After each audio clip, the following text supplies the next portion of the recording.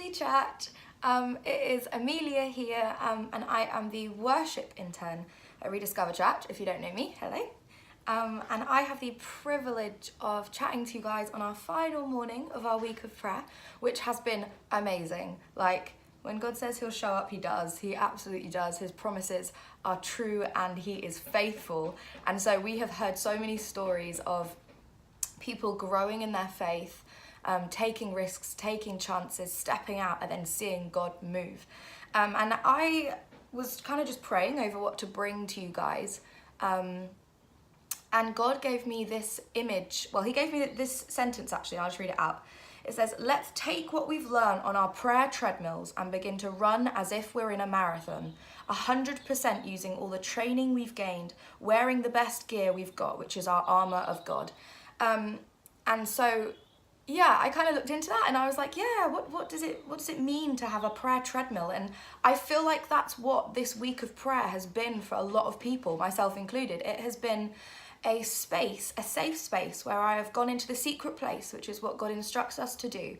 And you begin to run on the treadmill of prayer and you begin to build stamina, you work your muscles, your spiritual muscles, and you kind of step into something that you've wanted to do for a long time. You're exercising your faith, and you're just building yourself up, aren't you, for running the greater race. And I think what God's trying to say now is that we've had this week of prayer, we've run on our treadmills in the safety of our own home, where no one else can see us, where we can wear what we want, and now he's saying, I've been training you for such a time as this, and I'm calling you now to step outside and run as if running a marathon. He says that there's a race set, there's a journey set before us that we are supposed to run wholeheartedly.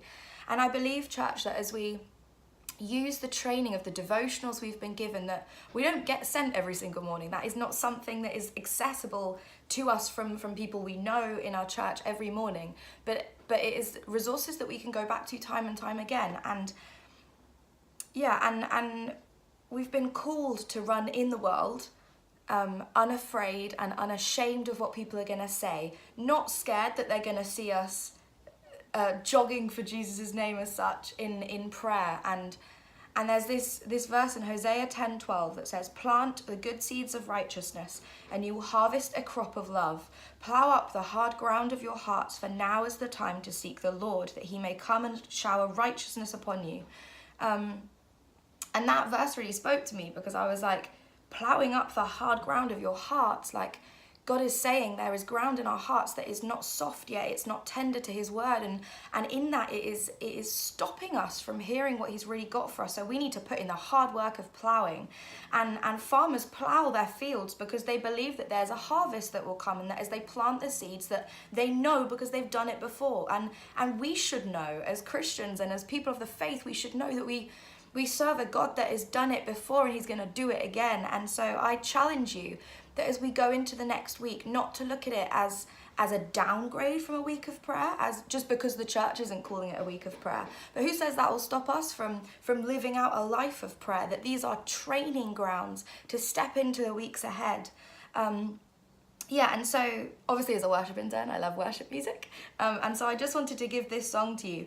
It's called Defender, and it's by Rita Springer, and it has been my song this week.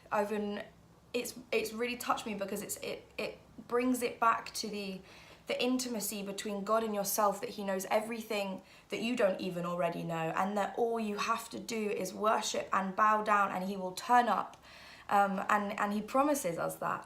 And so I encourage you to try and get to Breathe tonight and to the prayer meeting. So we've got Breathe on, which is at 7:30 in the main auditorium.